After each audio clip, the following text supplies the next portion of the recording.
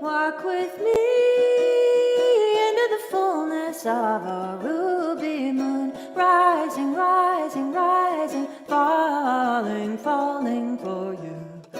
Baby blue, burn everything the sweetest truth licks out of you, into me, out of me, into you, into you.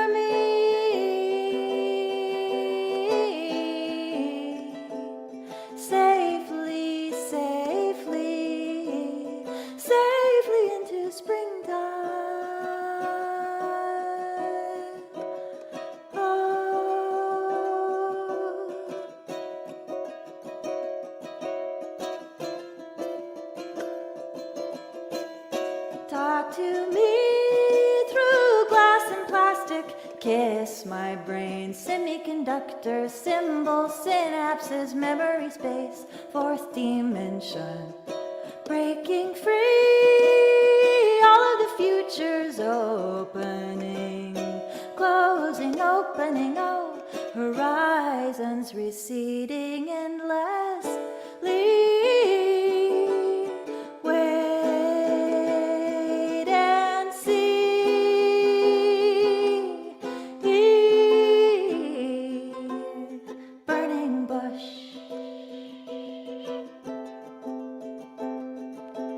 Deliver me,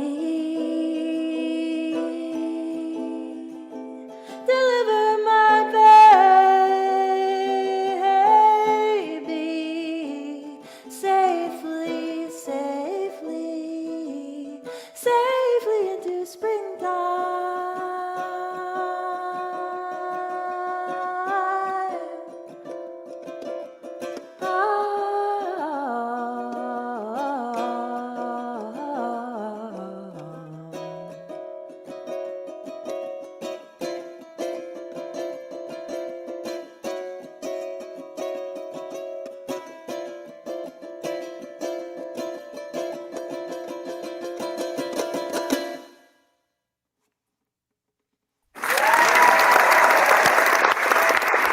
Hello all and welcome to a very new special episode of Soundbooth Theater Live. Live! We're live! We're here. We're live. Oh Annie, holy shit, thank you so much for singing that beautiful song. Yeah. We have an amazing show for you today. Before we sure do. bring her back to start talking about the song, yeah, guys, we're starting over with Soundbooth Theater Live. We were inspired by Soundbooth Theater Live, the movie, and your guys' response to it, to kind of like reformat everything. And Ahmed Mahmoud, our executive producer of the show, he kind of took the reins, was like, guys, let's get this organized. Let's make this a better organized show that people might actually want to watch, right? Yeah, he's a now you guys are going to be entertained even better. We have a lovely lineup today. We have Ray and Ray. We just had Annie, of course. We have Gary's Games at the end, and we have a request from the poll to do, what was it? Dragon's Mist by Ember Lane, Dragon's Mist, indeed. Yes, yes. So keep watching, guys. We're going to be doing this every 2 weeks now. We're going to have Carrie Summers next on the next show. We're Whoa! Hold on. Let's not give it all away. Okay. All right. Let's. Why don't we bring Annie back now? We'll bring Annie back. Talk about that song, because that was beautiful. Annie Ellicott, she's back. Well, thank you. Thanks so much. Yeah. Can you get out of the bathtub real quick? Oh, Please. yeah. Yeah, right. Yeah, we got that. You always do sound better there in we the go. shower, right? Yeah, Everybody sings better in the true. shower. It's cheating. I So know. I very dearly missed that song. Yeah, I there actually was- wrote there that was- song while, for all accounts and purposes, living at Jeff's house. Yeah. Oh, So she So- played it all the time. I played it a and lot. I I would practiced it a always lot. hear it. Um, So I missed it. yeah, yeah. He heard the first iterations of it. yeah. The first but yeah. iterations. It's evolved a lot over the years. No, actually, not really. I mean, it sounds a lot different with a full band. Oh, That yeah. was this solo thing is kind of a stripped down thing that is like much like it was when I was playing it in Jeff's guest bedroom. So. Ah. Well, But- is it available? Can people hear it elsewhere? Not yet, but Ooh. it will be. It Well, Send her will your be. money. Good. So can you tell us a little bit more about like where it comes from here? Yeah. Mhm. Well, the The song is heart. about things changing rapidly, and it's about making deep connections through this strange interface of technology. Oh, And how appropriate. sort of the unknown, the kind of wild, accelerating, unknown trajectory of the future. And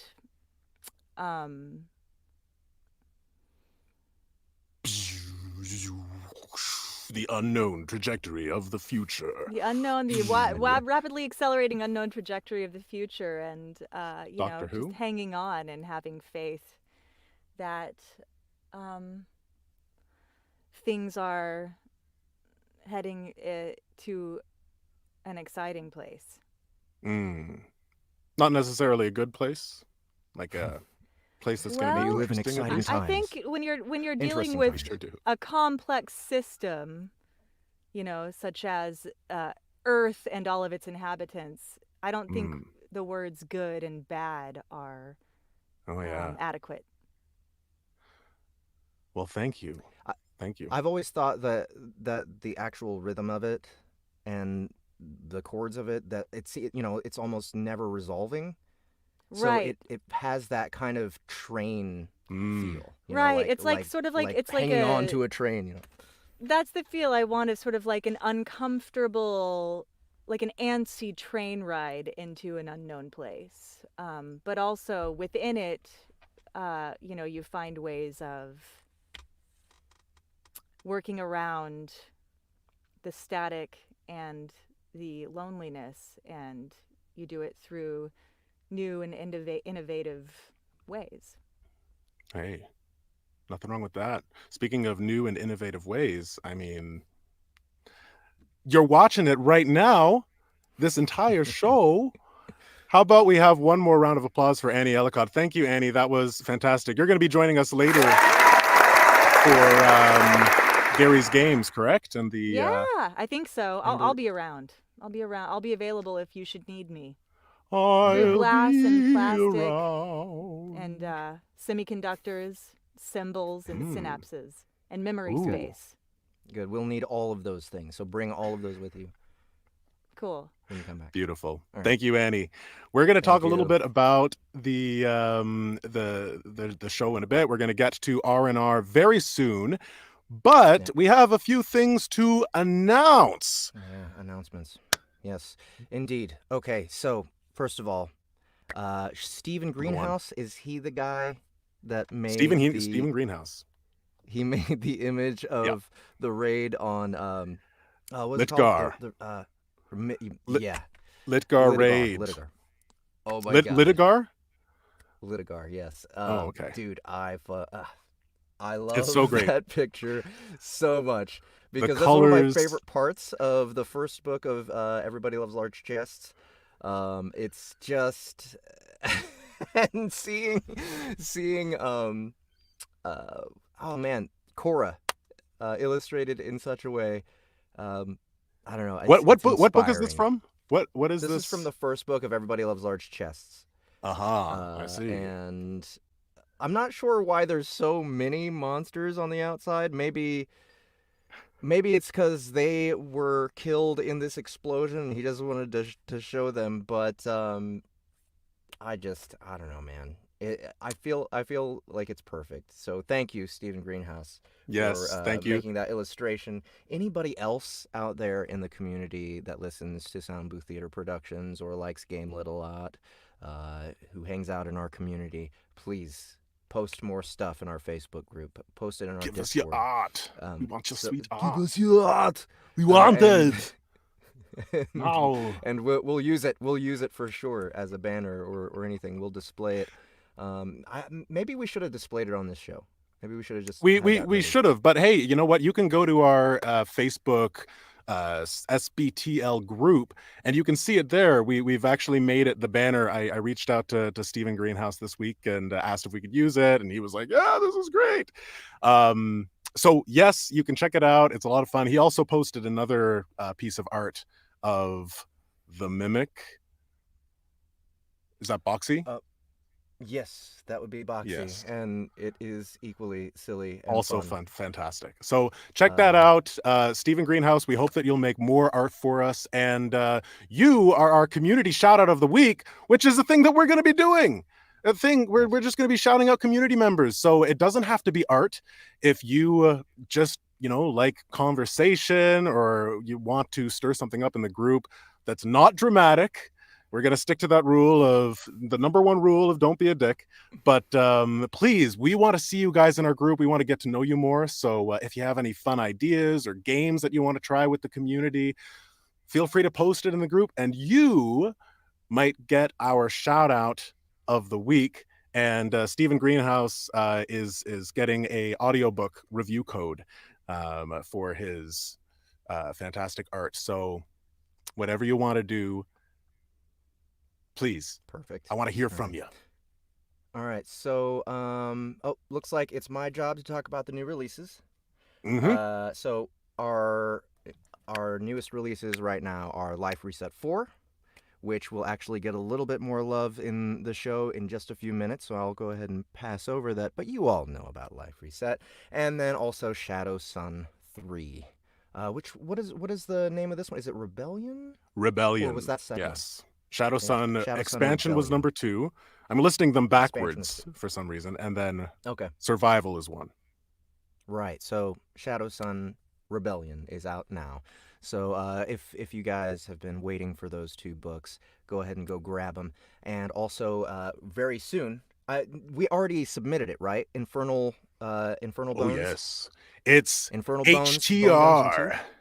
Yep. Yes. It's headed to retail. By Mr. It should be Jonathan here. Schmidt, narrated by Will Watt. That will be out on Audible any day now, because I think it was like a few days ago that we submitted it, and ACX is kind of random, but more punctual now about publishing things. So it'll be out soon. If you guys have been waiting for Bone Dungeon 2, finally it's ready for your consumption. It is. And if you've been waiting for it, or if you've never listened to Bone Dungeon 1, now's a good time to get in on that Bone Dungeon train, know what I mean? Yes. I was going to say Nom Sayin, but then I Nom changed it Sayin. halfway through to Nom Mean, and then it became Nos Mean. No. Nom's mean. Nom's Mean. I like Nom Sayin. Nom Sayin. Who's that character on Trailer Park Boys? Oh, I haven't watched that show yet. I know I'm a horrible Canadian. What?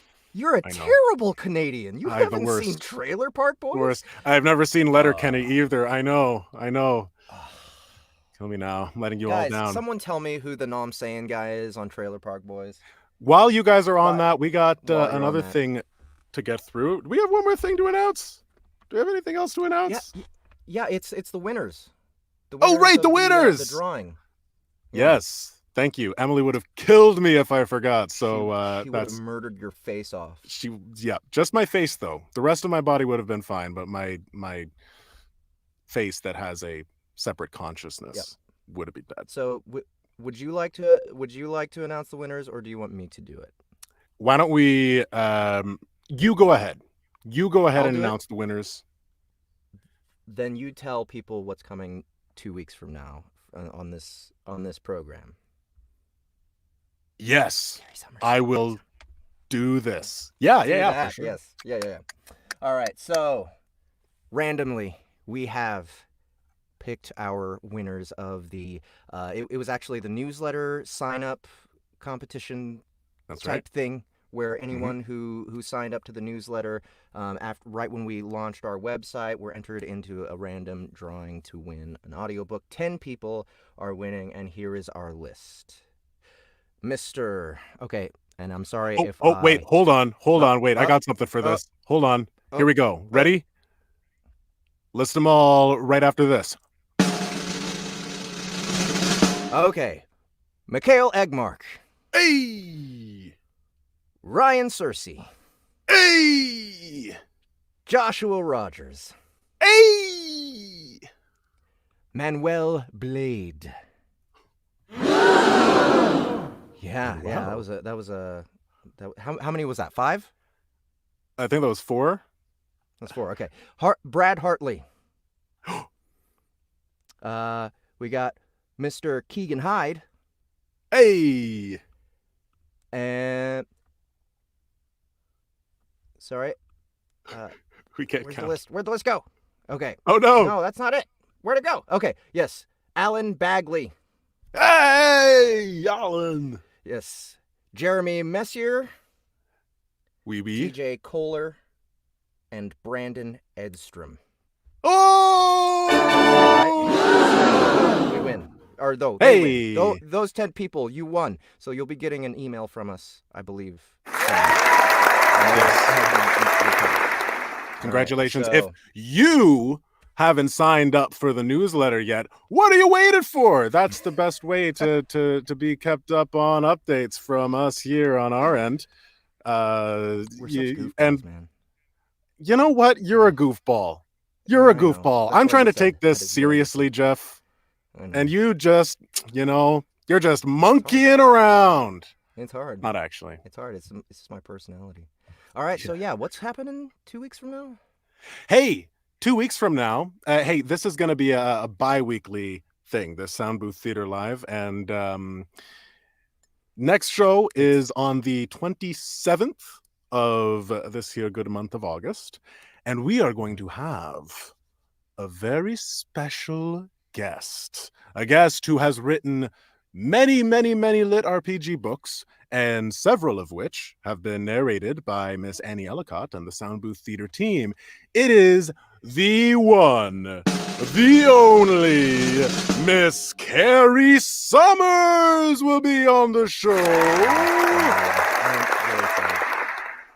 Yes. Phenomenal author and very prolific, and she's going to be featured. We're going to be doing a little interview with her, so I hope you'll tune in and check it out. Yeah, she's going to be talking about Tales of the Northblood, which we're going to be featuring that on our platform launch as soon as that happens. October 30th that's the goal, guys. Please bear with us. It's coming. We've been working on it for a while. It's very close, and we have a ton of titles, but Carrie Summers has elected to come with us. She has put her faith in us. Annie has already finished narrating Tales of a Northblood. It's all produced. It is sitting there waiting to be consumed. We're just wanting to launch the platform so that you can have it, and we will continue with it. Also, Annie's just finished Stonehaven Book 7. Yeah, as far as narration, that's in production now, so it's probably going to be out before Tales of a Northblood. But it is the season of summers. Yes, I would say it is. Great. Oh, news. wait, sorry, 1 second. It is the season of summers, I would say. Thank you. Oh man, I wanted to stab my eyes out when that happened. Your eyes? Yeah. You still would have heard it. I know, but it's not about not about stopping. It's just about canceling out with pain. That's what I. Oh, fair enough. That's fair. Right. So, what's coming next? Well, oh my goodness. Well, wait, hold on. This way. I feel like the scarecrow. Yes, this you guys can read.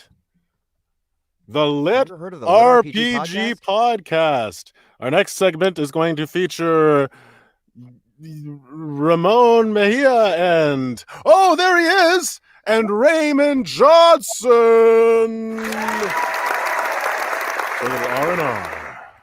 A little R&R for us. Well, thanks for coming, guys. We're going to get out of your hair here, but then after you're done with your segment, we're going to come back and we're going to harass you and disagree with everything that you've said. So be prepared for that. So the next job I say you did, you're going to disagree with me on that. Yeah. Yes. There you go. His response is better than mine. Hey, what's a better show? Me disagreeing with you or me agreeing with you? Well, it depends on what we're talking about. Yeah. If I want a sandwich, agreeing with me is better. You know. Oh, yes. All right. Wait, all right. I want a sandwich. I know. All right. Yeah, I want a sandwich now Well, too. I'm leaving. Okay. I'm This leaving. is Jeff's now gonna the make us a sandwich sandwich. show. Hey, you know what? I might just hang out with you guys while Jeff's making us a sandwich. I don't know if that's hey, Mixmaster Ahmed. Oh, there he goes. Oh, he left. Sorry. Yeah, I think they booted him out. I was like, oh, your time is now up. Hey, everybody. I'm here from the Liturgy Podcast. And with me here is Raymond Johnson from our sister podcast, the Liturgy Audiobook Podcast. Might show you logos for both, but I think I loaded one. But we're here hanging out on a segment for a sound booth called R&R. It can stand for Ramon and Ray, or relaxation and rest, or reviews and something else with an R. Anything you want. Yeah, I'm happy with all of them. Yeah. So we went with R&R because I'm not original. So how you doing, man? I'm good. I'm great. How about yourself? I'm doing well. I know you work hard and you work late, and it's about 8:30 for you. It's a little earlier for me, but I'm happy to be able to talk to you and to hang out with you. And we're for the folks who are just watching, we're probably just going to chit chat for a tiniest bit before we get into the couple of reviews we have for an ebook for me and an audiobook for Ray. So feel free to hang out, drop some comments, and we'll talk about them. If you have any questions for us, feel free to ask them about anything we do. So we'll just do some chit chat right now. So Ray, how have you been, man? I've been good. I've been busy. A lot of stuff happening lately in my life. Just craziness. In fact, my wife is trying to buy a house right now. So I think I just texted you a little bit ago and said, well, if we get the house, I've got a whole building that'll be for my books and my writing and all that stuff. So I'll be able to have all my stuff up that I've been hoarding for years. So I'll have a cool background besides what you see back here now. A special building for books and green screens. I like that. Yeah. We got in your house as well. Like I got a special room just for the stuff because my wife was like, you should probably put that somewhere where nobody else can see it. Yeah. And can I just say, we never get a chance to talk. We don't ever have like free time to just sit down and chit chat. So this is really nice to sit there and just converse with you. I'm not saying, hey, I've got an audio problem, or hey, what can I get this in? So thank you so much for taking the time to do this with me. I appreciate it. No, I'm always happy to talk to you. I know I don't think we haven't actually spoken since we did auditions with you. Whereas like, oh, that's probably the longest conversation we had. Mm-hmm. Absolutely. Yeah. Other than that, it's like you drop videos and you drop audio for me. I'm like, okay, I'll just take care of this and smush it together for a podcast. And it's like, okay, see you for the next show. Yep. But beyond you just getting to know us, I know you're doing a couple of fun projects in the game RPG community. I know you just had an audiobook come out. Can you talk about that a little bit? Yeah. I didn't even know the audiobook was coming out, to be frank with you. It was a surprise. The publisher, it's Night Sky Anthology, just announced they had free codes they were giving out to people. And I was like, wait a minute, I didn't get a free code.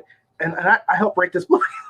And so I went and looked, and I'm like, yeah, here it is. And it's called Titan's Prophecies. And it is about it's really a book about kaiju. And I'm the one guy that said, I want to sneak in some MMORPG, lit RPG kind of stuff. But a lot of it had to get slipped out of there because it was too crunchy, and I had a 10,000 word limit. So it went from being like solid lit RPG to game lit, because it has stats and stuff like that. They talk about entering the game, but beyond that, there's not a whole lot. They wanted giant monsters fighting viciously. So right. That's what happened there. No, that's their book. It's a short story collection of kaiju battle stories. So it's not specifically geared towards liturgy in the first place or game lit. So I understand their perspective of tightening it down. I am surprised though that they didn't talk to you about, oh, we're going to do an audiobook for this in addition to an ebook. I'm like, did you sign away those rights? I don't know if that was in your contract. Yeah, well, see, I've done a lot of stuff with them in the past, And like we did Backyard Monsters and Postcards from Hell and that sort of thing, because I like horror and I enjoy writing short stories, and none of those books have ever gone to audio ever. So seeing that one come up, I was like, wait, there's the what, so I was a little flabbergasted at that point. So yes, it seems like it's an odd thing for them to not communicate to you, but still, it's nice to have your work in audiobook. And I have another short story with the Spider Monster for Shadow Alley Press with their Rooting It Online short stories collection. And I know that's actually expanded into a larger project. I think you shared the cover art, so it's okay to talk about. How's that project coming along? Well, believe it or not, I wrote way too much. It was almost 200,000 words, and they're like, I don't know if that's too much in our genre. I mean, I feel like that's about normal. Yeah. Well, they were like, we need to break this up a little bit here. So we've gone back and we kind of split it. And right now, I'm finishing book one, and it was really funny because there was a point where I had like the spider. She sneaks away from the rest of the group, and this is Shaklak. That's my spider, and she sneaks away from the rest of the group. And it was almost like, why did I have her do that? And then it was like, that's the perfect place to split up and explain why she leaves the group and leaves them behind. So I just had to kind of go back. And it's weird because I usually work from the start and work all the way through the middle and come to the end. And now I'm at the middle and I'm working backwards, So it was kind of just really weird thinking like that for a little while. But I've almost got it done. And so book two is really just going to be a couple little changes. I'll have to just explain like what happened preceding and pick up from there. And there's a couple little nuggets to keep it so it's got continuity with some of the changes. Other than that, okay, so it sounds like your novel went from like 200,000 word novel to 100,000 ish novels essentially, and you're filling in gaps to make sure that the pacing and the arcs still hit continuity for like a beginning, a middle, and an end with those halves. Yeah. Right. And my biggest concern is I just don't want it to feel like a slice of life book, which is where it kind of goes. I mean, I don't know why you mind that, but I think there are plenty of people who love that kind of story. I don't know who they are. No, I personally enjoy just sometimes just freely exploring a world. So I like it. Yeah, I know. I'm too rigid. Everything I've read since I was a little kid it's self-contained. Right. There's a point to it, and that's where my brain goes. There's got to be a beginning, a middle, and an end. That's why you have trilogies and movies, and so on and so forth. And when I don't get that, I lose my mind. I need to. So you're saying you don't plan to write 20 books in this series? What I do is, depending on how it goes over, if it's well loved, great. I will write a trilogy and leave a door open for me to do further books in that series with this character or that character from the main story, because it's a group, and I try to keep it as a group dynamic. The spider is the lead, but there's other characters in there, and so I can use them as we go through, and you won't feel like, well, hell, he totally brought this other person in off the street, and I don't know where they came from. So that way I can kind of keep things going and keep it lively, and yet still maintain the self-contained story that I like. Right, and your story. Tell us a little about your story, just the tiniest bit, so they know what you're talking about, and can whet their appetites a little bit for the project you're working on. Okay, well, way back when, James Hunter very wisely decided he was going to open his world up to non-writers or other fans, basically, of which I was one. And I wrote a short story about a spider who gets sucked into the Shadowverse along with Grim Jack. She gets left behind, and then she is evolved into a shadow spider. And this is a continuation of that story. So you kind of see where it picks up a little bit later. She's gotten a little bit bigger, because before she was just a little teeny weeny little spider. Now she's about the size of a small pony. So she, and you totally get the point of view of the spider. There's no question of all. I've been really meticulous in trying to make sure that it stays true to if this was a spider thinking, how would she think? I've been really hard with that. I've got a kobold in there. I've got a horror fanatic like myself who is in the book, and he is the human traveler. And then there's another character. He's a Reese. So I've got a nice mix of monsters, and it goes through it. So it's not a horror story, but it totally is a part of Eldgard and the VGO universe. But I think it's one of those places you never look, because it's from the monster's point of view all the way through. So even the MC, not the MC, but the traveler Cushing, he he is less like a traveler than any other traveler because he wants to be a monster and he couldn't do it.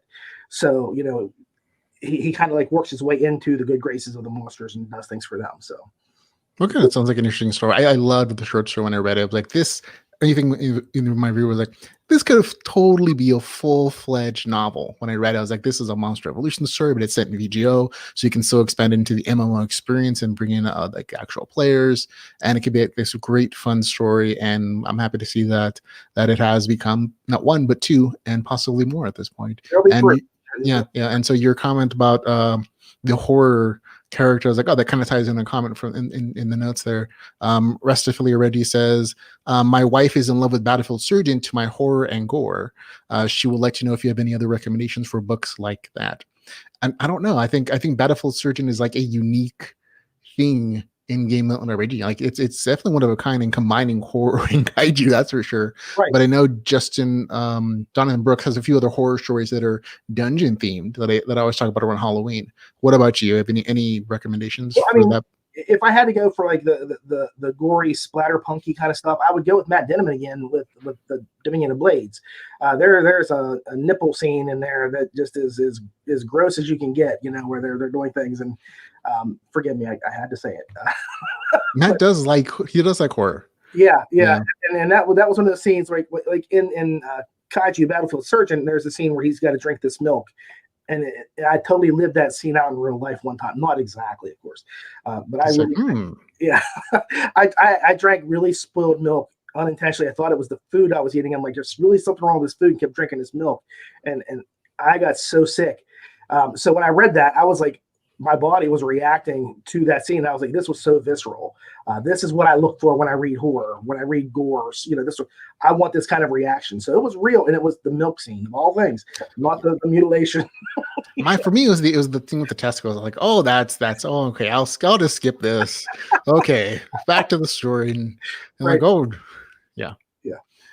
But I think, like I say, Matt Denman is probably one of my favorite writers for that kind of stuff. So, you know, and I can't really think of anybody else who does like kaiju sort of things. There is a kaiju story, but I wasn't a huge fan of the. No, it wasn't that amazing. I mean, it's okay. Like you got the battles fighting monsters, I guess. So technically, it works. But I was like, okay. I think maybe he's talking a little bit more about horror, perhaps. If you look up on our website at thelittlebeautypodcast.com under like our novel review section, they actually have a search bar there. If you type in horror, there are a few other choices. I know there are some that have like Cthulhu horror, or I know it's a Halloween. Around Halloween, we generally get most of our horror game-like kind of stories. Right. And there are a couple other titles in that section as well. If you want to go check that out. Jonathan Brooks has the Core of Horror, the dungeon core. Yeah, and that's really good. I had an issue with the narration. I did not think. Yes, I never listened to the narration. I always do the ebooks. See, she was a great narrator, and I think she would be fantastic in something else. But for horror, it just didn't fit because it'd be like and I'm not saying this is exactly. I'm just giving you an example here. It'd be like my 6-year-old telling me a scary story. It could be the most scary story in the world, but coming from like a 6-year-old voice, I'm not buying the story at all. You know, it just doesn't work for me. I don't know. I could kind of see like that creepy horror voice. I mean, you think of Nightmare on Elm Street. The reason that song is so creepy because it's sung by children in like this weird, creepy tonal setting. So if you could work it right, I could see it working out potential. But I understand what you're saying, that it's not necessarily like the evil gore splatter voice you were expecting. Right. Yeah, I wanted something a little bit more menacing and ominous as you go through it, you know, and it didn't hit me that way. And like I said, she's a great narrator, but it just wasn't for me for that book. It did not work. And I hate to say that. I hate to put anybody's work down and say this, you know, but like he really does, guys. I got to tell you, we had so many conversations with the guy about, Matt, I don't want to really review this. I have negative things to say for really bad about this. I'm like, no, man, you're just being honest about a story you may or may not like. That's part of the job. Like if you don't like something, you're doing a service to readers and listeners to say, these are the things I don't like. And it's not necessarily that you're intentionally trying to hurt anybody's feelings, but you also have a valid opinion, and you could be saving somebody money or potentially the author or the audiobook listener or narrator like a bad review because a reader or listener got something that they weren't expecting. Right. Right. And I get that, but I still feel miserable about it. I mean, I've had a couple books where I've gone off. I'm sure you've seen the rants that I do periodically, but because I don't hold back when I really have an issue, and that's not an issue. But when I know the person's really good and I have to say something bad, man, it rips my heart out. Yeah, but then you still give them like a 7.5. I'm like, wait a second. I think our review scores are different here somewhere. Well, I got to be nice a little bit. Yeah. On show notes, I think in our comments, we actually have Matt Dinneman, M. Dinneman. He's actually watching as you're talking about him. Oh, okay. I think I saw him blush in the comments. Oh, well, I'm a huge fan, so I'm glad he blushed. Yeah. He's nice to talk to. Yeah. Okay. So, anything other projects you're working on besides those two things? Nothing I can talk about. I do have a couple other things that are tentative, and I've got a couple other things, other irons in the fire, but that will be for once I've got this one series done, and I'm working to finish the other and a couple other things. So it'll be another conversation later date. Okay, hey, that's perfectly fine. I'm sure listeners and readers are just like, oh, now they just want more Ray Johnson stuff, and they're just going to have to wait for it. Yes, indeed. Always leave them wanting. Yes, that's what a comedy saying. I wish I was funny enough to make that sound funnier. Yeah. Well, hey, I know we got to get to our reviews here, but let me just ask you real quick, because it's been driving me crazy. I totally loved your Mechanical Crafter book 1. I mean, I really, really loved it. It was fantastic. Genuinely, from the heart, I say that. Thank you. And I know that for you, it was a challenge that you accepted to write things not in present tense but past tense. How did you feel about that when you were done? Did you say I think this was okay, or was it a trial, a tribulation? What did you think?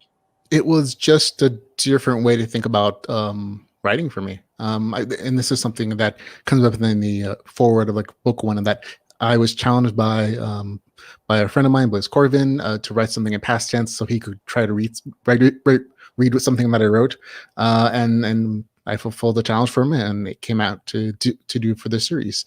And just switching from first person present tense to first person past tense was just a change in mindset. It was just something I hadn't tried before, and it took a little while to try to work out the way my characters were speaking in my brain, or the way that the narration flowed. Because actual speech is still in present tense, but everything else is in past tense. And so it just took practice, and my editor's going, "This is not correct anymore, Ramon," and doing fixes. But after a while, it's just a different way of thinking again.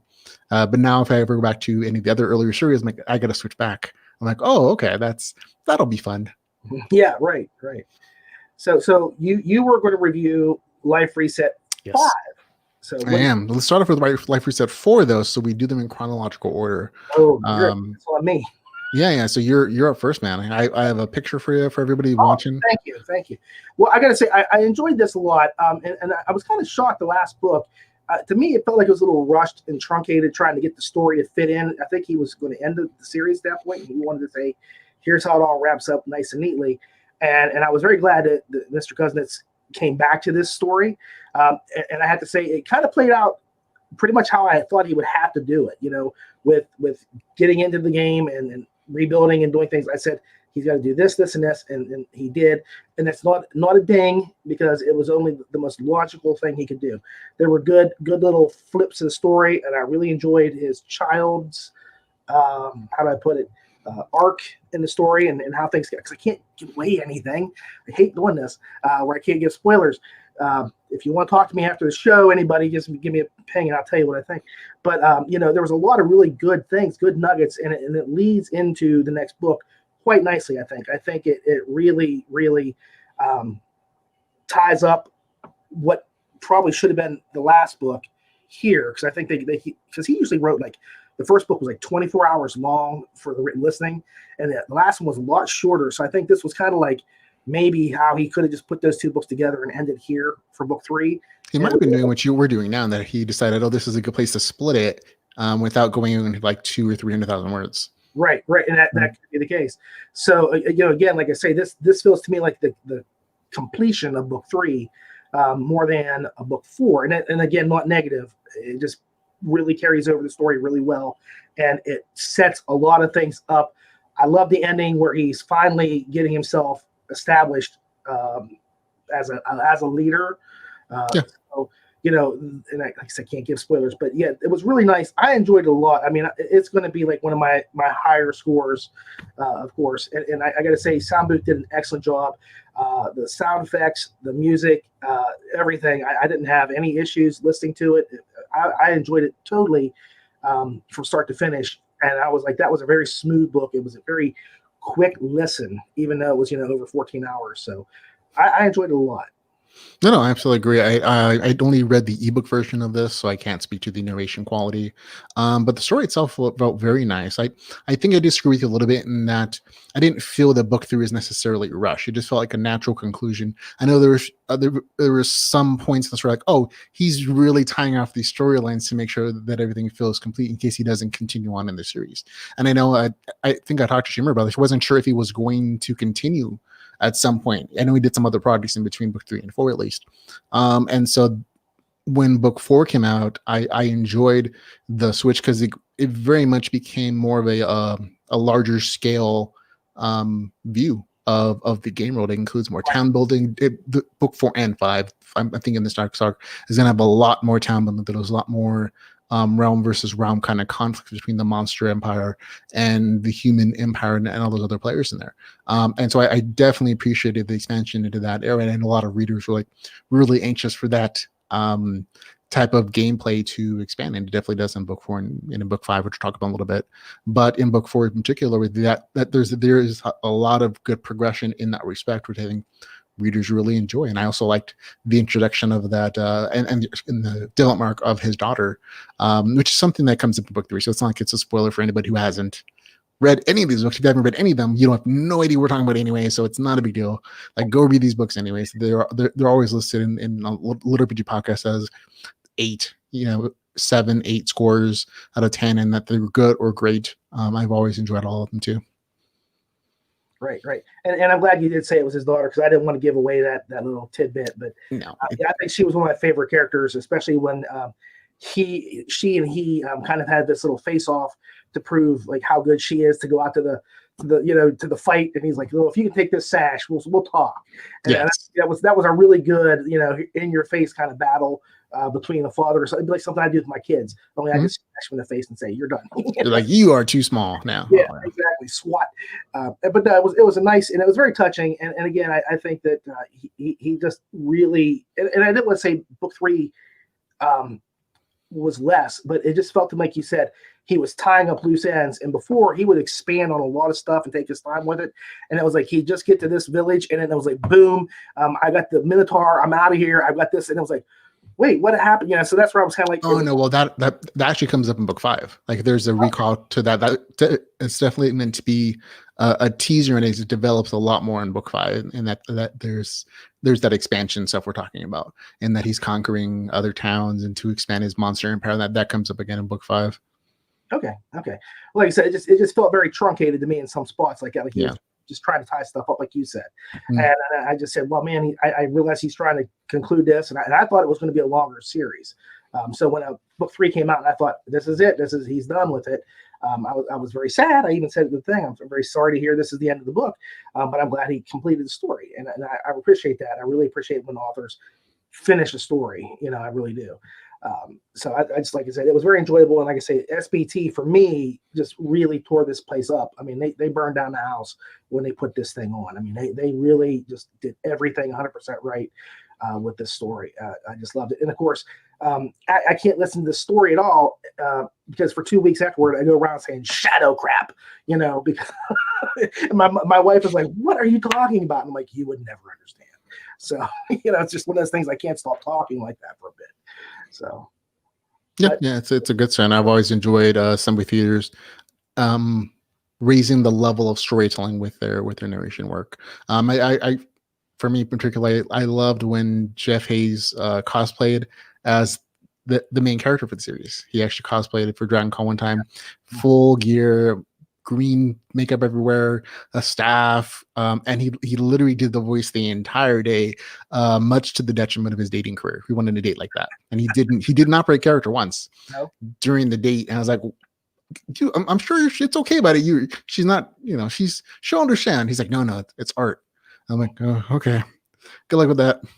And So I love the dedication to their craft there. We'll move on to the review for Life Reset Book 5, Conquest, which is actually out now for you to enjoy. I don't know when they're going to do the audiobook narration for this, but I enjoyed the book immensely. We've already kind of talked about some of the points of like expanding town building, expanding realm versus realm of combat. I think that's also a big highlight of this particular book. And for this second story arc as well, in book 4, 5, and probably into 6, it seems like the big shift between just the main character story of getting out of the game to this him trying to get out everybody else who happens to be trapped in the game now. And that particular storyline of like getting it out isn't as developed in book 5 as I was hoping it was going to be, but all the other stuff definitely is. Like there's a lot of time, there's a lot of resource gathering, there's a lot of fights between the humans and the monsters, and I always thought it was really done well. I think the daughter's arc here is still nice. She's used a little more as a threat to the main character, and that if she gets hurt, according to like his big promise to he loses, and she's used a little bit more as a consequence of that a little more than she had in the first in book 4, I would say. But still very entertaining, good combat, good fighting. I liked a few of the villains a little bit, and that there was definitely creepy. You get a return of some of the villains from book 4, which I thought was like, okay, that's a good character to come back with.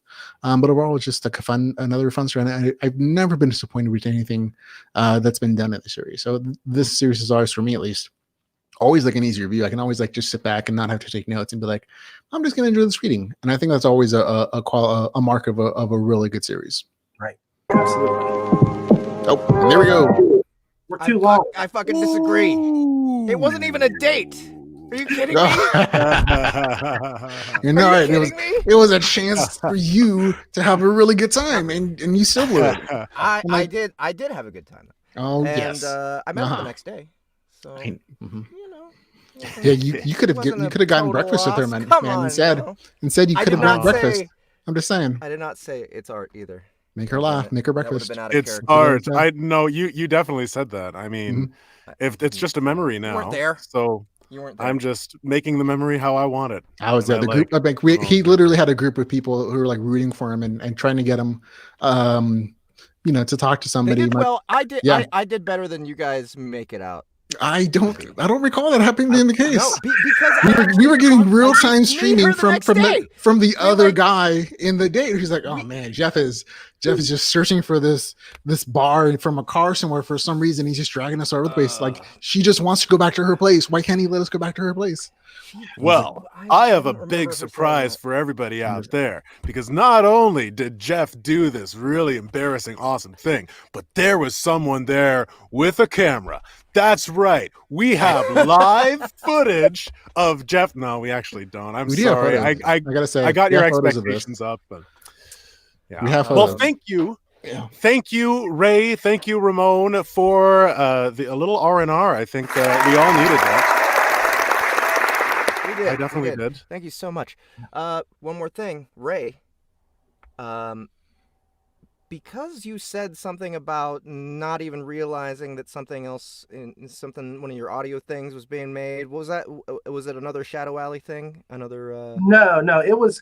I do horror stories sometimes, and this was it was Night Sky, and no, it wasn't Night Sky Anthology, but it was an offshoot of that, and it was just they did the book, and they wanted to just do kaiju. And they said this giant kaiju killing each other, and I just said I'm gonna game lit or get. You got a little game lit in there. Gotcha. I had Sneak a little in, It makes me wonder if you weren't informed that we're doing Surviving Ludus as well. What? So another audiobook Yeah. there. Apparently not. Although that makes Story more is sense. already recorded. Oh, wait. And sound effect. Yeah. Oh, Well, all of Blaze another stuff gets audio audiobook surprise treatments. So yeah, for that makes more sense though. Ray Johnson. Yeah. Yeah. The Okay, Ludus. so who read my story, Jeff? I did. I got to get Justin in on some of them though at some point if I get any more your way. Yeah, man. We will. Send me something. We'll make it happen. We'll make it happen. All right. No, Thank you guys awesome. so much for coming. Thanks for Yes. having us. I'll get Thank you. you for having us. Yes. Another we'll- massive we'll round get of you, applause for Ray. Ray, we'll get you and Ramon. an advanced copy of your audiobook Ooh. here soon. So Oh, yes, we will. yes. All right. Yes. Well, hey, Yes. what's next? Dragon's Mist. Oh, I like how the dragon is doing the sound too. Yes, hey, what the hell? Who's this man crashing our party with that I don't know who sort he of is. British accent? Yeah. British? What you talking about? And then we have Solid. a millennial on her phone. Here. A millennial on her millennial. phone. Hey, Hollywood. Am I back? Is it me? Are you guys talking to me? Yeah. Am I already back? You're back. You're back with a vengeance. Hey, but this gentleman here, who we got here? I think is that Gary Furlong? Me? It's Gary Furlong. Wait. Oh! Not to be confused with Edward Furlong. No, the poor dude. Oh man. Oh, That poor guy. They replaced him Edward with Furlong. a digital version of him. But he was still in the movie, damn it. He was still Oh. Gary Furlong, narrator. Also Annie Ellicott, narrator. Did Edward Furlong bite the bucket? Kick it? Kick No, the he mule? did He not bite played the John bucket. Connor in He Terminator just- 2. Why can't I ever get the Oh. sayings right? I Bite the prefer butt. you don't. Bite the. bite Did the he crocket? chew the He pail? kicked the. Bite the bucket. all accounts. bite the in bucket. paper. Hey, yeah. So we're all Bucket. here. We got Gary Furlong. We got Annie Ellicott. We got Jeff Hayes. We got myself. We're gonna do a little requests only, and that Dragon's Mist that you saw over here now is Jeff. Is what we're gonna be reading. There it is. There it is. And it's a dragon surrounding the world. So has everybody got their scripts? Ooh, yes. I have my Beautiful. script. I got have my a script. Oh, You got a script? shit. Does it say What's Dragon's happening Mist at right the now? top? Annie. Oh, mother. I did email it to you. It While has she been- is searching for her script, I will read from my script that I already have prepared. Mm. And we're How going to cast conventional. this motherfucker right now. Let's do it. So, we have a description here of the script. The quest, Awake the Slumbersome, has led Connor and his party to Fangthane Forest in search of the wood sprite Rumbolovo. Rumbolovo. Rumbo, Lovo. Yes, Rumbolovo. Yeah, we're Yes. gonna What mood definitely you're say in. his Every name like time that comes every up. single time. That's part of How the you game. doing? So today. Jeff, when would you say you sent this to me? Like 2 weeks ago, or like today? I'll do it What- right Just now today. while Jeff is reading. A few days ago. Continue, Jeff. Um, Continue. So, yes, Rombolovo. While camping for the night, Connor began learning how to control his magic, but too much wine led to a few too many trees getting singed and burned. With hangovers pounding, they Not the continue trees. their journey. All right, so we all get to be Absolute hung over and bollocks. everything. We get to say Rombolovo a lot. Just throw And it let's in. see what even when it's not who our written down. characters are. So we have Borg, Hagrid type. So I think we already have Gary. a cast here. Yep. Gary, huge, We'll deep, do it. booming voice, male. I'll try be Okay. deep. All right, do it deep, yeah. Dolores, elf, middle-aged, middle-aged for an Middle-aged elf for an female. elf. So she's like 7,000 years old. Yeah. Yeah. So Annie, Dolores. if you want to pretend like she's 7,000 in human years, that would be. Yeah. That would What's be her fun. name? That would be fun. Dolores. Her name's Dolores. Dolores. Umbridge. And Justin, did you say you are sending me a? It's in Yeah. the Discord. Check the Oh, it's in Discord. Discord. Yeah, I was gonna email it to you, but then I said no, switching it Check up. your Discord. Jazz. It's on the Switching it internet that you up. millennials like Here we to are use. now. Yes. Hmm. Annie, Like you also flavor. will have Yosaku. Oh wait, hold on. We have 4 females here, so I'll take the other 2 females. That's probably a good idea. So we have Yosaku, Japanese, deadly swordswoman. Do you want that one? Hold on. I'll give you the whole menu. Yosaku. Sam, 20-something cool USA female. USA female. That doesn't sound like that's even good. possible. That's gonna be a stretch. A You can do cool it. American female who's 20 years old? That doesn't sound possible to me. We ran out of those in just the kidding. 80s. And he's the coolest. We all And know the that. italics. I mean, look at are- me. I'm cool and I'm 20. Pretty Yeah. sure I'm 20. Okay. And then all the italics are pixies whispering. Aww. So- well, you know what I want? You know I want the whispering pixies. You already know that. Okay, so you want the whispering pixies. Do you want Dolores, Yosaku, or Sam, the cool 20-something? No, I think you should definitely take the cool 20-something. Yeah, you gotta. That role was written alright. for you, Jeff. I want Yeah. Dolores. Yeah. I You want don't. Dolores. All right, I so want you you, get Dolores and the Dolores. pixies. Okay. Sounds like a band. This is funny. but Dolores I and the don't- Pixies. I don't know where you guys are. Like, I don't know how to. Oh, there Hey, you we're are. Dolores and the Pixies. Thanks for coming out Dolores tonight. and the Pixies. My back's That's the cool killing me. 20-something. Right. Ironically, that's who you will find in America. That is a cool 20-year-old. She is the lead singer of the band Dolores and the Pixies. Right. Who All right, cosplays. Cool. Are we ready to do Gary this? What about Simmons Connor? Asks me to use Snack's voice for one. Okay, so I'll use. I'll be Snack.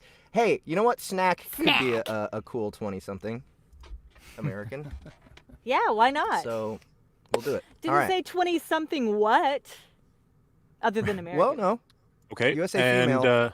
Didn't say. Yeah, USA it doesn't say female human? No. species. No. It doesn't. Okay. Okay. Cool. and what about Connor? We got Connor, 20-something USA male. That's me. Okay. And then Yeah. you take a narration. I'll narrate. Beauty. All right. We're starting And off with Hagrid. beautiful. 3, 2, 1. We're live. It's around here somewhere. Borg scratched his head. The forest had changed as they traveled more deeply into it. Mighty redwood trees now towered above them, dwarfing the undergrowth and cushioning the forest's floor with their discarded, rich and ruddy bark and long needles. "It's like being a midget," Yosaku whispered, her mouth sagging with disbelief. Though the trees grew thickly, the canopy wasn't dense, and sunlight flooded through. It warmed Connor's bones. The trees spoke to him, reminding him how insignificant he was. Sure, his magic had tumbled smaller trees, but its power would be feeble against these kings of the forest. He'd spent the morning recharging his power. His darker energy was empty after his night's exertions. He wanted to practice, to control his newfound power. Dolores was right. It was an ace up his sleeve, a monumental advantage, and one he'd hide away and try to disguise. He would only use it in dire circumstances. His intention was more an ambition than a plan. He'd learn to control his power's force first, and then he'd make it invisible. Connor wanted to strip out the flare, the boast, from his magic and use it as an unseen wind. It could be a horror his enemy wouldn't see coming, a power that would eliminate them before they could even flinch. He wanted to nurture it so that he could not only control his power, but also magnify it in 100 or 1,000 times if needed. The land had given him it for a purpose. He was positive the lesser men had a hand in it, and he was also certain it was another piece in the puzzle that was his path to victory. It's You got me? something Wait. to say, Dolores? Oh, I got confused because I made a story in my head about how Dolores was the 20-year-old with the band. That's Wrong! This story isn't about that at all. Have you tried looking up? Dolores asked. Up?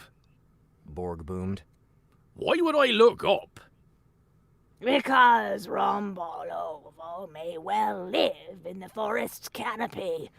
He's a forester, after all. Up there? Borg craned his head. Why would he want to live up there? Why not? Do you see him as a big, bearded lumberjack type man? Well, he's a forester, isn't he? I dabble in cities, towns, and villages, not empty woodland. Borg proclaimed. Connor agreed with Borg's vision of the woodsman. It was his impression, too. Dolores huffed. Give me a wooden glade over a filthy back alley every time. A forester is charged with looking after the forest, and given the majesty of these ancient trunks, don't you think a human form would be least suited to getting around? What exactly is Rumbolovo? Borg asked suspiciously. A sort of wood sprite. Dolores told him. And sprites can fly up and down or along the forest floor much, much faster than a lumbering human. They also live She pointed upward. up there. Probably why I've never met him. Borg grumbled. Dolores rode off. This is going to be so much fun! They galloped for a few minutes before she dismounted and let her horse roam free. Carved in the trunk of a great red, a spiral staircase wound up and up and up. Borg craned his head as he followed it. I suppose I could make camp and wait down here for you. Dolores feigned a smile. Don't worry, we won't be staying. Connor merely has to introduce himself, then we can get on. That's it? It's what the quest asked, though no doubt Rumbolovo will want to escort us to the crease. Now, up we go, all of us. Disrespect a sprite, and it could be the end of our travels in this place. Dolores began the long hike up. Yosaku and Connor followed, and Borg grumbled along behind. The tree was as tall as it looked, and the stairs were narrow. Connor marched upward, sweating from the hangover that clung to his body like a bad smell. He was sure if he drank any more water, he'd puke. At first, he'd thought the steps had been carved from the tree, but they actually flowed from it. The rings of its age were plain to see, and a varnish of its hardened sap protected the rich wood. As they climbed, little paths led off the main one that spiraled up to tiny doors or balconies. When they came to the lower branches, they found living benches and tables, all formed from the tree's wood. Borg slumped down on the first seat that fit him. He brought out his water bottle and pipe. It's a tall climb for just a small mate, He grouched. Perhaps you shouldn't drink so much wine. Dolores scolded. You're not as young as you used to be.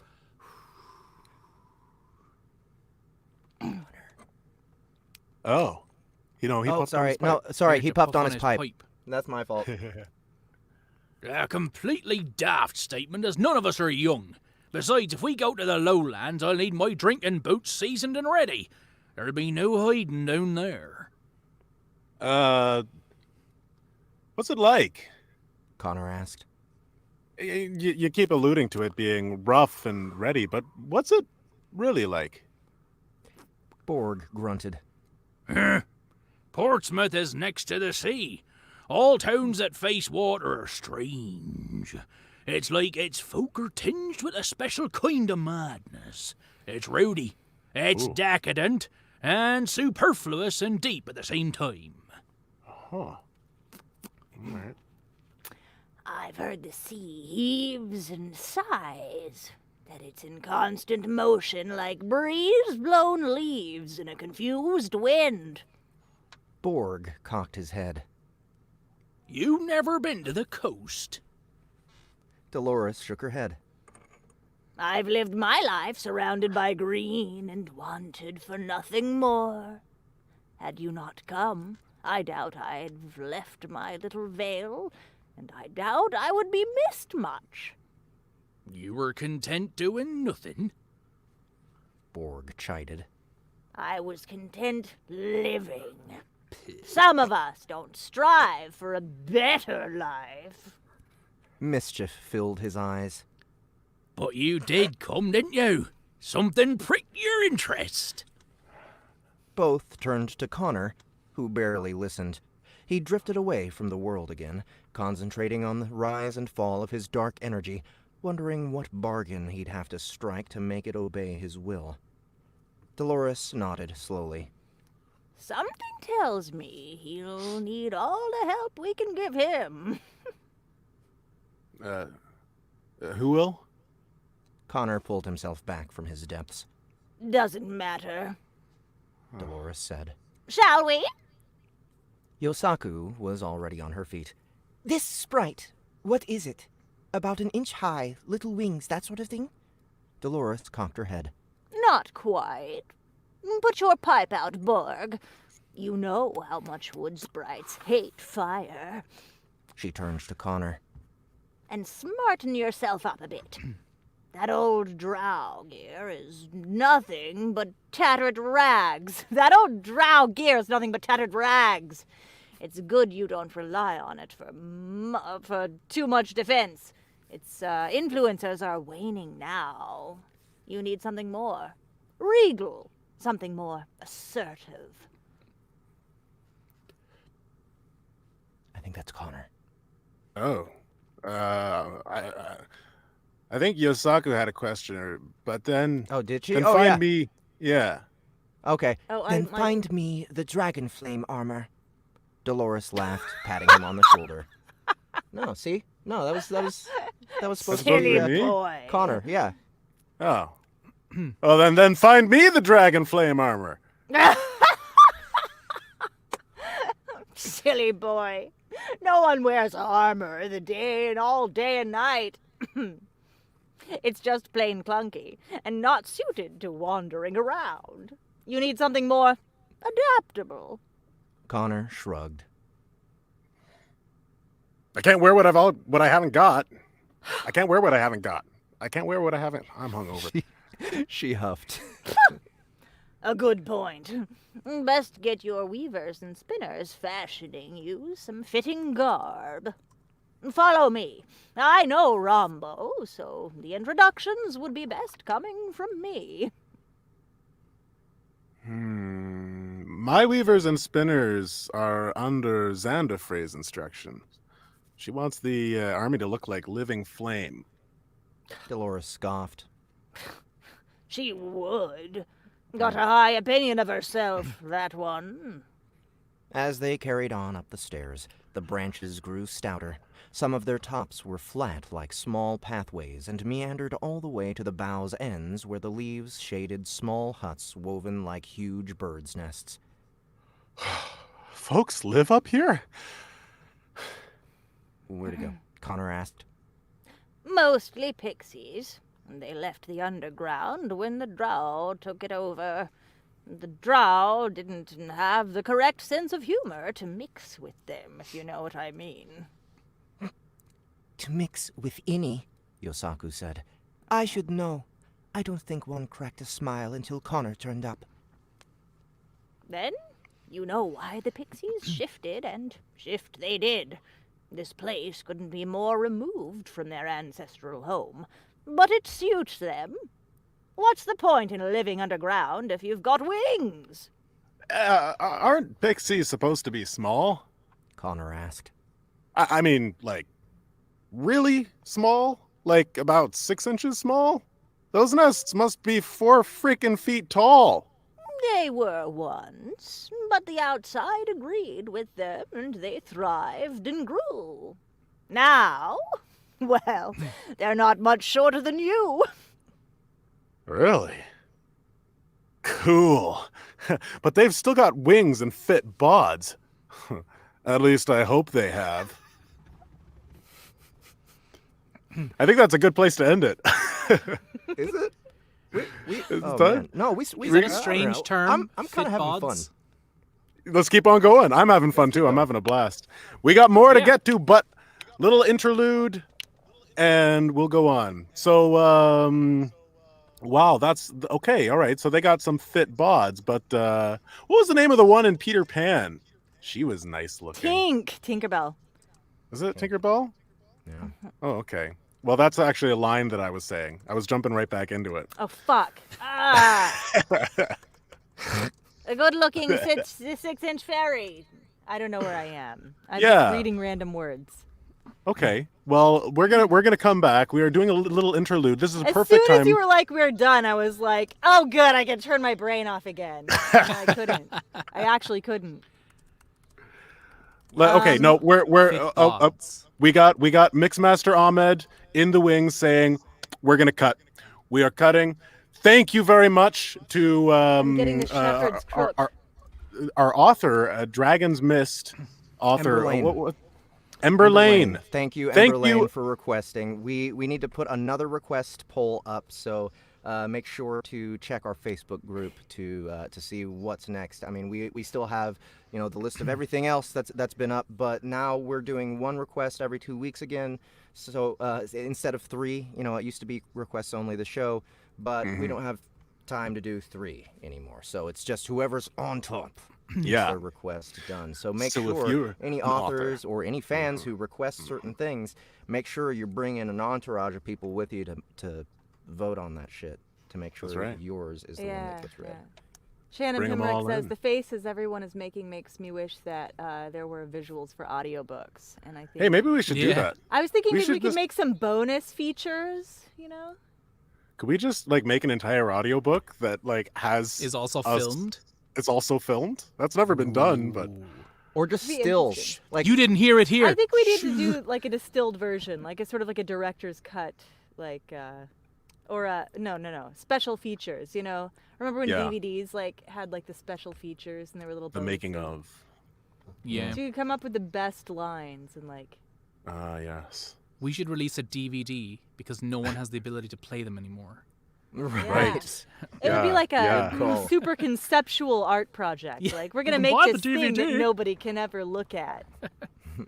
They'll come Get back. our- They'll be We're like gonna records. make it our senior art Yeah, project. Actually, that's what we should do. We should put our audiobooks on vinyl. Finals. For get Buy the- 200 vinyls. For, Yes, Wandering bloopers reels. We do need Yeah. bloopers reels. Yeah, we do. I think We that's do. something that's possible in the near future, in the not that near but pretty kind of near. I think bloopers reels are, Yeah. are a good idea. I think we'll start collecting. Definitely. We need blooper reels. And, Well, hey, and thank there's you. plenty of Is correct. fodder. Lots of fodder. Delicious fodder. And speaking of fodder, once again, Lot of I just want to fodder. say thank you again to Ember Lane for the submission because I just want to set the applause. I just don't know if you meant to do that. what meant to do what? It just What did I sounded like say? you were calling her stuff fodder. Oh, Speaking of oh no, Fodder. I guess I did. I was just literally taking a. That's such a good segue into most things. Like, speaking of It is. something, this something. Exactly. If you want your In garbage that on the request situation. poll, just go he ahead and meant stick it up fodder, there. as in father, as in the Speaking phonetic of spelling father, of the Fata. line from the song Camp Yes. Granada, and Yes. he happens to know Amber's Yes. father. Annie knows me so well. I know I Bye. can sometimes be misunderstood by others. Thank you, Ember Lane. We appreciate it. That was a lot of fun. I wanted to keep going too. But Yeah. we have other things to continue on to. Right. Or one other Oh, thing. wow. All right, so yes, let's one other thing. Gary's games. All right, so let's do this really dramatically.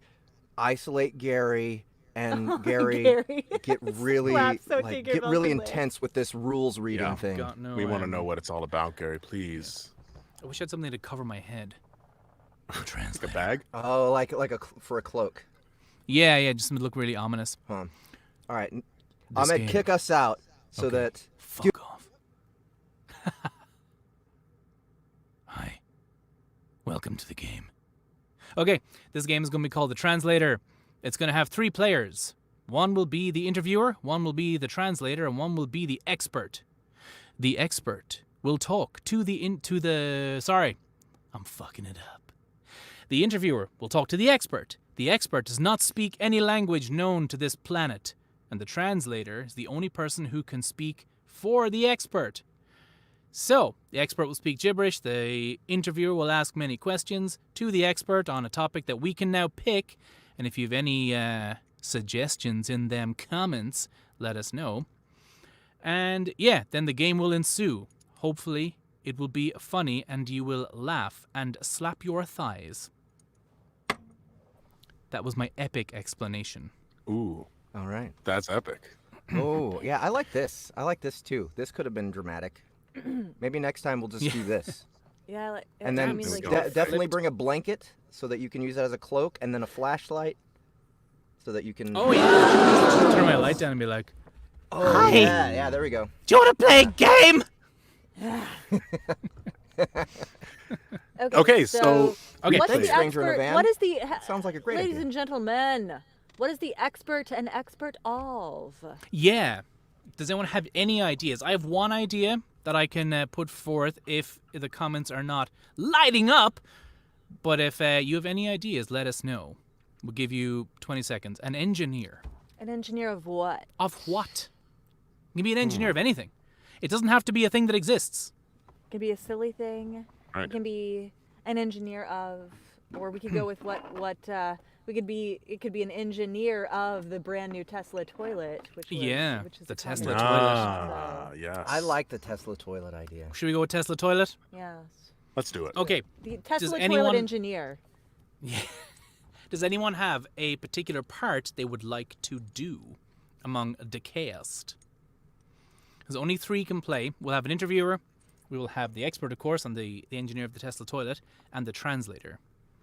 In terms of work, the translator does the most, the interviewer will do a little bit less, and, I mean, the expert gets to do whatever they want. As long as it's I'll do not in that a one. language. You You're want to gonna do that be one? the expert? Yeah. As long as we can't understand you, that's all you need to do. What? Okay, and Annie, go ahead. I'm happy to play either role. Do you want to do a? Should we have the audience decide? Let's have Gary decide so we can just move it forward. Unless Justin, you want to decide. It never occurred Nope. to me that you would want to pick your own. no, Gary, What we you could do is- choose. We could have 2 translators and they can switch out. So wait, so Ooh, we okay. are flipping between translating and interviewing. Is this the? No, so we'll have one interviewer. So we'll say, Justin, you can be the interviewer, and Annie and Okay. myself will take turns Oh at right, because being you're involved. You're a not translator. just the announcer of this game. Okay. You're a player. Okay. So I'll go first as the translator, and at some point, maybe someone can give us a shout in our private chat, be like, switch out, and we'll switch to you, Annie, and you'll be the translator. Sounds good. Ah. Okay, so Cool. you guys are like a team. You're like a team of translators. Yeah, I'll have to take Thank you. a tea break or something because it's difficult work. Difficult work Could be like translating. I could be a reporter in the audience. Like a. Oh Yeah. yeah. Oh, that works too. Okay, so I'm the expert then? You're the interviewer and Jeff is the expert. So you have to ask insightful questions about Yes. the Tesla toilet, and the lead engineer is here with us. Okay, wonderful. And do. That's the Oh, show wonderful. intro. Okay, let's just do this for now. Okay, well, thank you very much for agreeing to meet with me. I see that we have I brought some translators. I hope that's okay.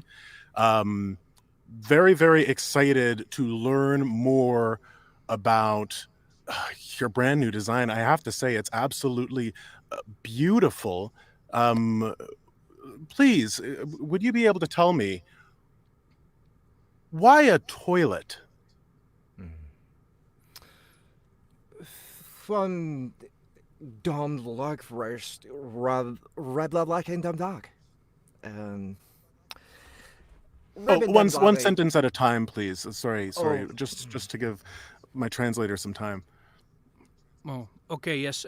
So people, everybody in the planet likes to make a dirt, and when you make the dirt, it has to go down the long tubes. So that's inefficient system for dirty removal. So toilet. Zim der Bar Fragfrashag and Van Ross Dogvlog Rich. Yes, in my home country, potato diet, very heavy, large dirt. So when removal, sometimes it makes a defeat of normal toilet. So we required a bigger capacity for handling and defeating of dirt. Fascinating. fascinating. Yes, Thank you. yes. Thank you so much. Now, my next question, I'd like to talk a little bit about compatibility. So, of course, you have your SpaceX and going into space, and you've got the cars and the truck. Is this going to be incorporated, and how do you plan to incorporate it into each of these other Tesla endeavors? Wir staan dankbaar Rust and wir Ah, wir oh, problem and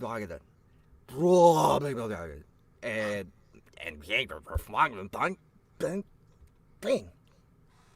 Yes, actually, we started work on the toilet before SpaceX and the cars, and it was the main really? how you say influence was he had standard toilet and made a large dirt, and when it pushed the mechanism, it all over it exploded out of the area. Hence, then the idea for more efficient explosions than SpaceX came into his mind. And of course, this guy, he has one idea, then gets to an exploding dirt in my face. So spaceships, this ship is into natural. space, and then he thinks, hey, cars are fun too. Let's do that. And finally, he comes round to making the toilet for making clean your dirt.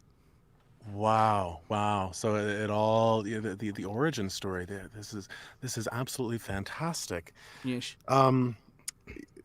Can you tell me? I understand that there were certain celebrities that were instrumental in the creation of this prototype. Can you tell me about the celebrity involvement and who specifically helped you to create this thing? We're they both maybe talking Borg person big, but bear born bigger bomb. And then we talk about office, lame blagad, armble perfraffif, and bamble lambum puff. Yes. We were all on bed for fat. Oh, wow. I didn't know that. Some of them we actually can't talk about because they're not from this planet, but Armgul von Bavgen and Flame Bababangan were our two main celebrities who got involved. Mainly because they were very famous for making the gases on sets. And where there is the gases, there can be, you guessed it, shit. So those two had, they were the initial testers, and that's why they got involved. But yeah, some of them, extraterrestrials. We found them with the space. I have to stop talking now. What? Please, yes, can we redact that last bit? I have to go. I'm here with you No. Oh dear. Oh, okay. there's a beam of light and oh goodness. Okay, well that's why you bring two translators. Okay, well translator B, please continue. I felt like there was. Oh well, actually, you know what? Sorry. I feel like I've got enough there. Okay, so Mr. Tesla toilet creator, I'd like to know about the future. Okay, you've got a very fascinating product here. It's very exciting, and I'd like to know what's next. How do you see this being integrated in society, humanity? Slip. Vi bomben smart. Be bomben stem block. Be horrible by rapiding. Wolf like bang. I be over for fact.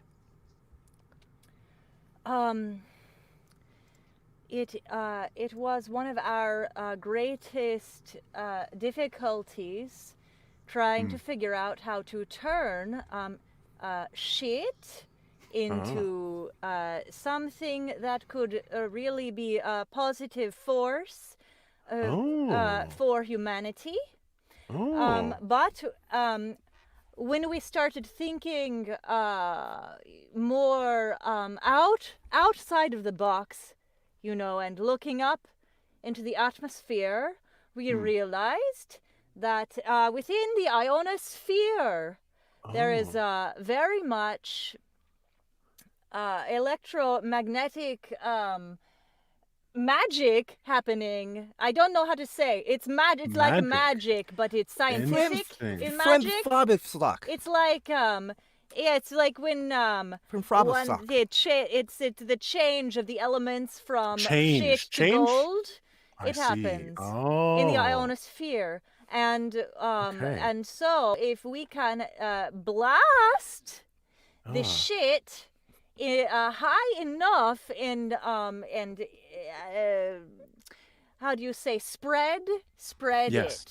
it with enough force, it goes high enough, it makes it up into the ionosphere. Yes. And once it gets how do you say magicified, it turns into high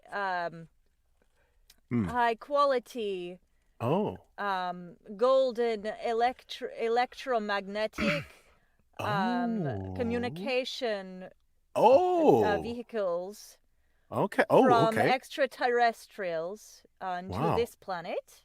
Okay. Well, that's the end. Oh wow. Well I think it's pretty clear to see.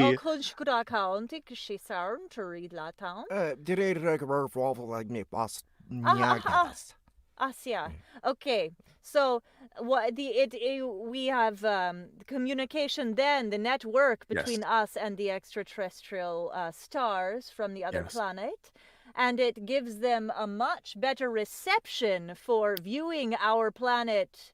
Because our planet is very great source of entertainment. Oh, I see. Okay, so it's like it's not just a toilet, it's like a communications beacon, if I'm getting that correct. So yeah, that's very exciting and not worrisome at all. Hey, one thing, I now this is just a rumor, but I have heard that something really funny and embarrassing happened during the testing phases. I was wondering whether or not you'd be able to give me the scoop on what exactly happened, and maybe you want to put these rumors to rest.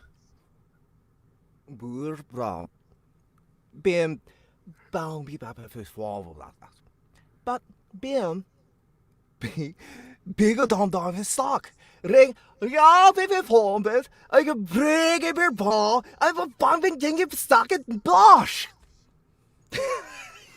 Even on a stone barn rough like a bait. Yeah, my dying. Oh, so Bimbi Bava and Rosh. Great names. Excuse me. I know them. Bimbi Bava and Rosh. Bimbi Bava and Rosh are how do you say? They're very egotistical. They're very big deal on Squarf, which is a third planet to the left of Narnsflock. But they have a special TV show, and they they come down to Earth and they act like they're Earthlings, and Bimbi Viva forgot to take his costume off when he got back to Flange, and they were at dinner, and the waitress, it comes up to him, and she says, aren't you that Tesla toilet man?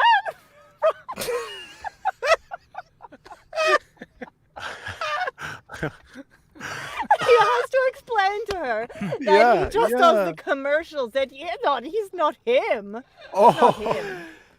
Okay. My God, it's no. Oh, it's not true. okay. Well, thank you very much for settling that with me. One last final question, and I know that we're over time, but just we're here right now, and the prototype is right there. Can I use it?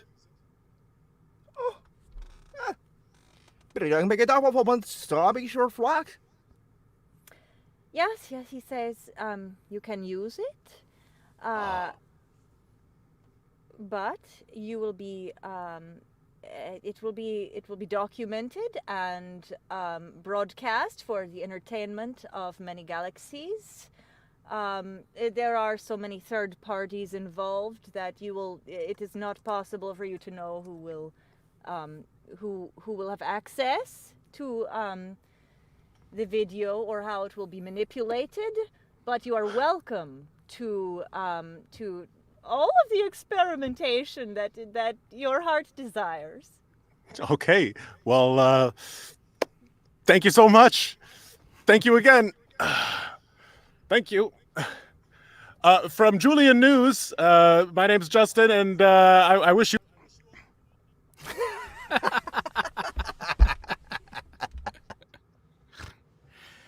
So that was the first installment of Gary's Games. Woo! That was a good game. I like that That was game. a ton of fun. We need to That was revisit fun, that game Yeah, I'd like to play that again. at least one more time. Let's do it. Long So- live Soundbooth Theater. Victory arms. Is that our last segment? Is that That is our last is that the segment. end? This is Oh. the end of the show. I know. But hey, we'll be back.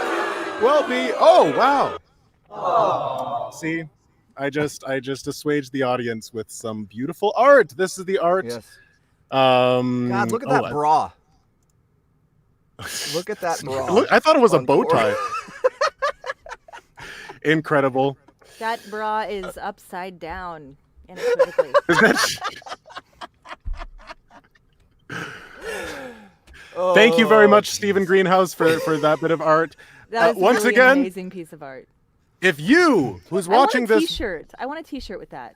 please let's make it happen. We'll make it happen. If you want to get the community shout out in 2 weeks, then we're here. Post in the Soundbooth Theater live Facebook group. We want to hang out with you. We want to see your art. We want to hear your music. We want to hear your stories. So please let's do that.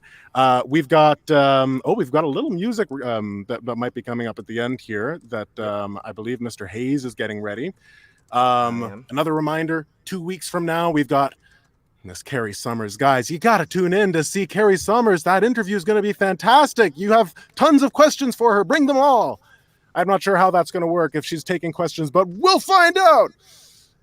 We have some questions. If you have some questions, add them to the queue. Add them to Exactly. the queue. And that's it from me. Does anybody else have anything else that we need to? Don't forget to like and subscribe. Boom. That's true. Classic. That's true. Smash Like that and like. subscribe. Ring Don't that forget bell. You ring the bell. Check out the Waiter, Lit the RPG bells are ringing. podcast YouTube channel. For sure. Ramon and Ray, thank you guys so much for coming and doing your segment. I think they need to start their own podcast where they're actually talking to each other. Oh yeah, I like so that. Because I kind of wanted to keep listening to them, but we had our show to keep doing. Mhm. But Yeah. anyway, is it working? Is the music working? I'm not hearing it. Oh, I can play it though. Here, 1 second. No, I think it's working. Is anyone else hearing the music? Aaron Morton, thank you very much for composing this. We'll see in the comments if it's actually playing. But I love you all. Thank you for coming to the brand new Soundbooth Theater Live. And y'all have a good night.